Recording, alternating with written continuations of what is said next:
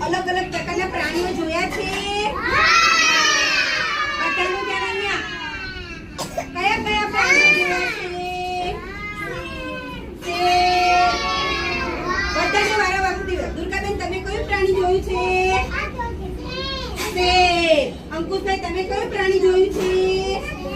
शेर के सिवा कुछ रास्ते में आते समय बैठ जाओ इधर बैठ प्रिया बैठ कौन सा प्राणी देखे? अधिराज તમે કયા કયા પ્રાણી જોયા છે?